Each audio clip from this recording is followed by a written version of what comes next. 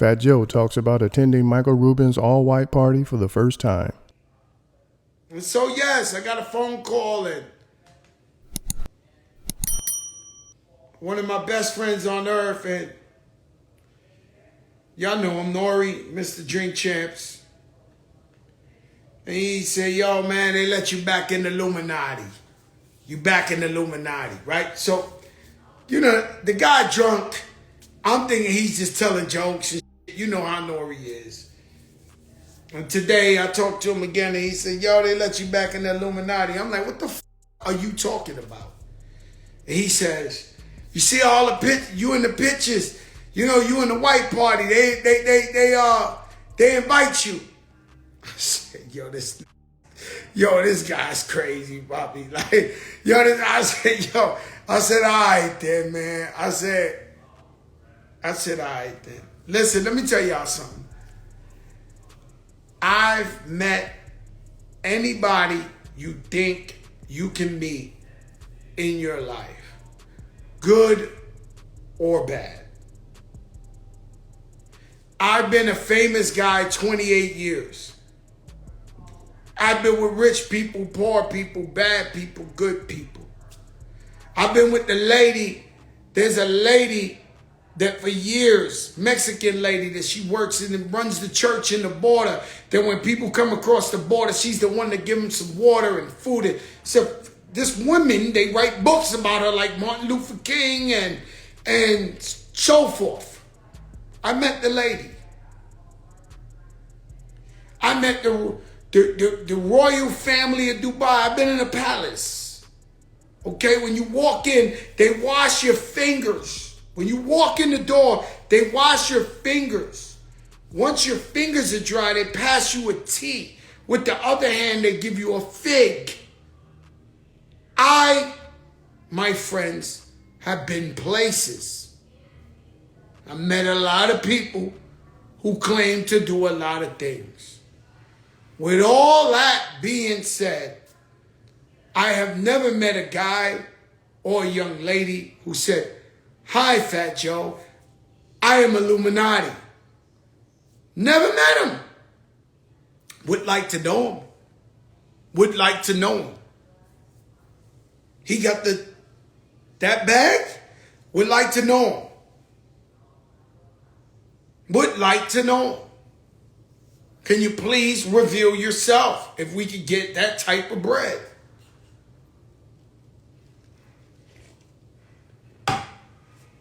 And if you see Fat Joe is like a liaison to where he's accepted and he's invited to those parties, the white party, the Michael Rubin. Shout out to Michael Rubin. Party was amazing. But at the same time, you could see him in Harlem and talk to him. You could see him in the Bronx and talk to him. He's the last of those guys that's able to do that you can still talk to. And you can still bump into him. And you can tell you what's wrong with the church. And Joe, we got a problem with the church. And I go, hold up. And I come over here and say, we got a problem with the church. And then we did a little collection. Then the church is straight. Oh, you know, the kids need, or they need, so Fat Joe's the guy you can touch that touches them. Do we get that? Do you understand that? Be sure to like, comment, and subscribe. And so, I ain't gonna lie to you, every year I was saying no, I was busy, I had a show, I didn't show up to the white party. Michael Rubin is a phenomenal man. Yes, he's a billionaire, and people love his success and his status, but he also does a lot for the community with justice reform. When Meek Mill was in jail, he pretty much got him out along with Desiree Perez and Rock Nation. This man, I know nothing but beautiful things about the man. And so if God bless him and he's successful, let's not hate on him because he's successful. He's a good businessman. But Michael Rubin invites me every year. Every year I got to show something. This year I said, I'm coming.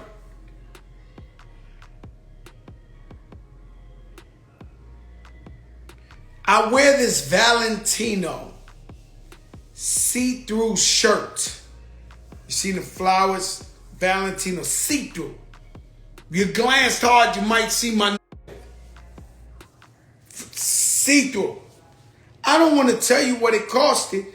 It costed a mortgage in States. It costed a car insurance in yes. I do not play with these people. When you look at my drip, I give them hell every chance.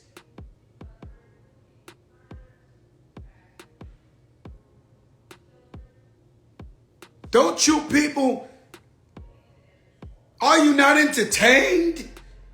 Are you not entertained? How many chinchillas I gotta wear with cars for you to get it? And so I show up in the see-through shit. Who's showing? Light on the jury. I knew this was a classy light on the jury. Linen tapered. Shit was tapered. Then down on the feet, I had the white on white, Virgil, Louis Vuitton, Air Force. And so I was smoking these guys.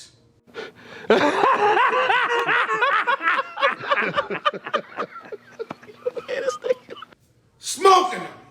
I don't give a how much money you got. Listen, there's people who got a lot of money and they buy all the clothes off the mannequin.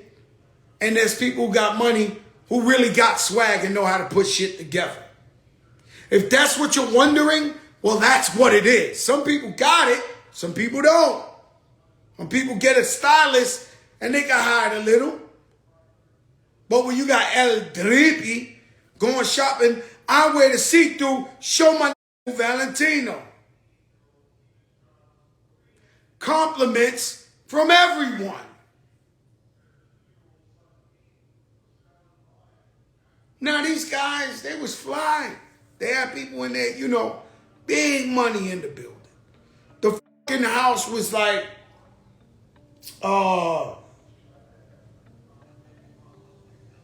his name John Starks. John Starks, right? Not John Starks, the ball player. Starks, the guy. Starks. Ghostface Killer Starks. You see his houses in the movies? This shit was all glass.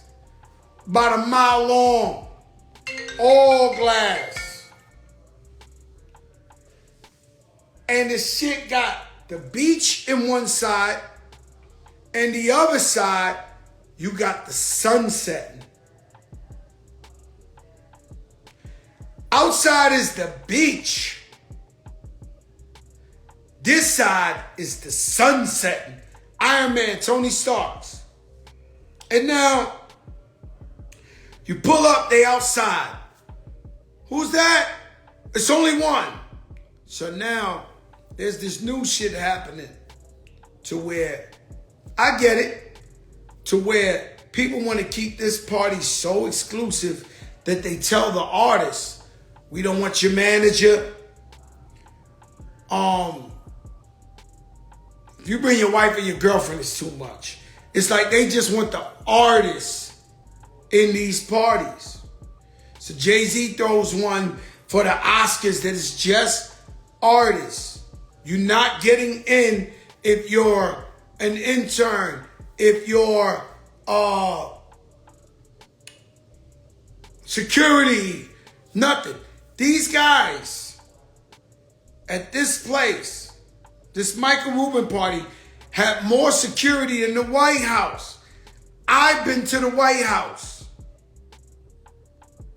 The security was more than the White House.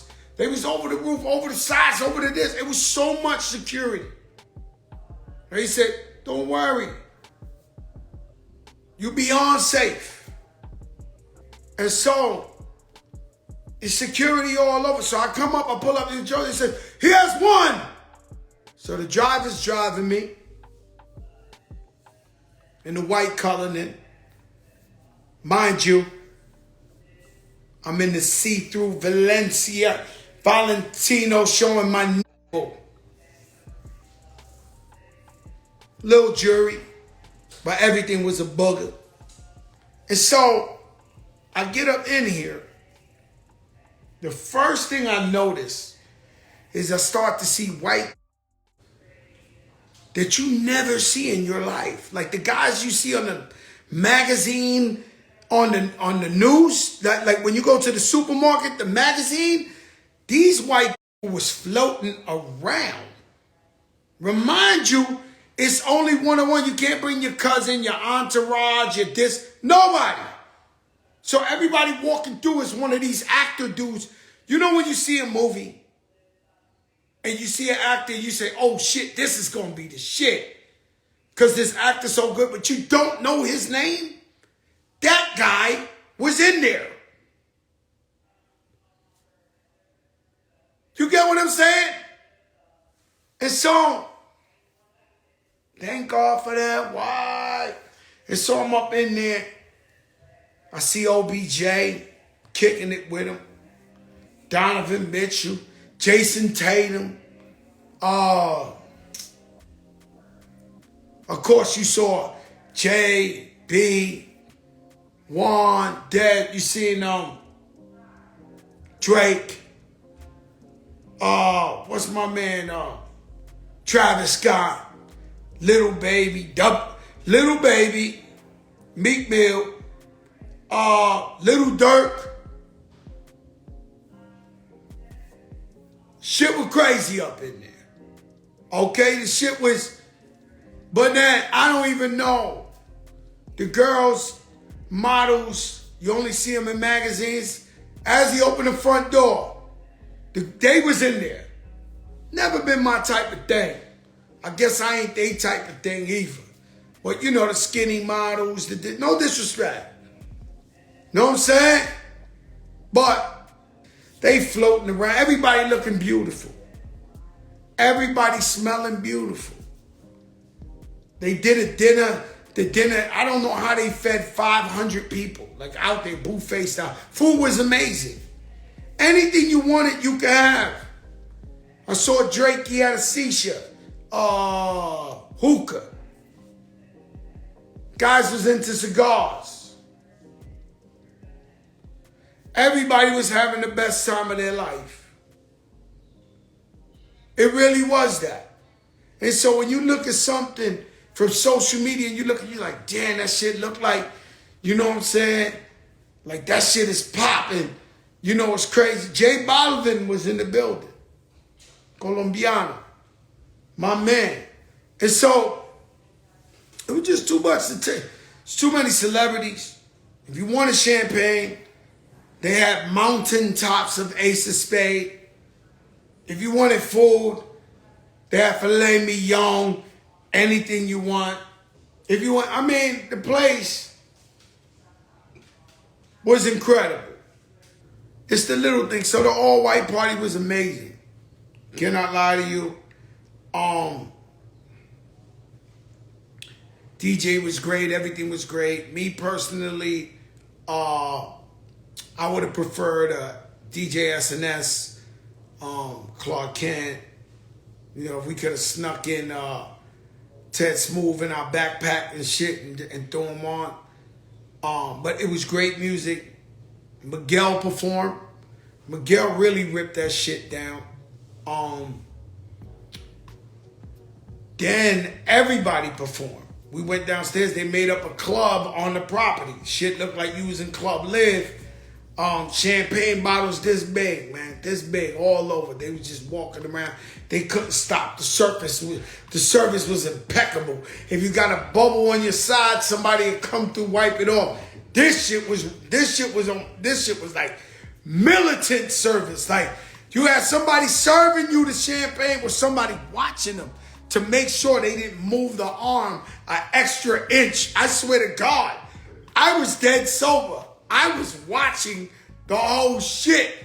And so it was like, they was looking like, shh, you don't mess up, don't, like, it was that type of shit. You knew me, I always find me a Latino that love El Gordo. So the Latino, him and his wife really work in their house all the time because they brought in other workers. So he had the secret bathroom down by the gym. Shit was white marble. We was not supposed to be in this bathroom, right? But Bobby was sneaking me into the bathroom every time I had to use the bathroom. Oh yeah, hey, Latino que pasa?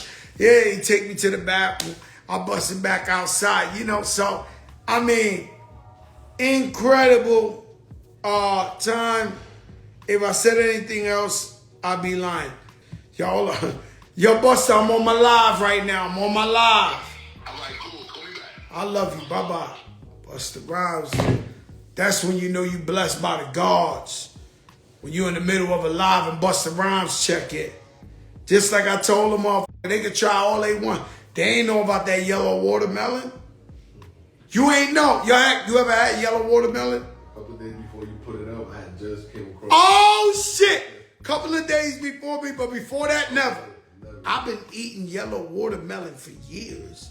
So what happens in New York, they bring up the watermelons from down south, but like 1 week out the summer, they got the yellow watermelons.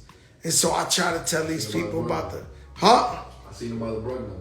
Yeah, by the Bruckner in the Bronx. Yeah. They even by the Bruckner, Harlem 127th. They got them over there. What's that shit over there? Not the Bruckner. They got them over here, and they got them just before you crossing over to like the 181st, Dykeman and all that. The watermelon truck be out there, High Bridge, right? And so that shit's so good. And so I've been hyping up the yellow watermelon so much that shout out to Pepsi and Ciroc, much finer vodka, wild cherry Pepsi. But I've been talking about that yellow watermelon so much that it's selling out where I get it. You understand what I'm saying? So where I go get it, somebody who normally wouldn't have grabbed that yellow watermelon, now they like, yo, Joe Crack, we talk about that yellow watermelon. So it's becoming extinct on me. I got a whole refrigerator of watermelon, of yellow watermelon. A whole refrigerator.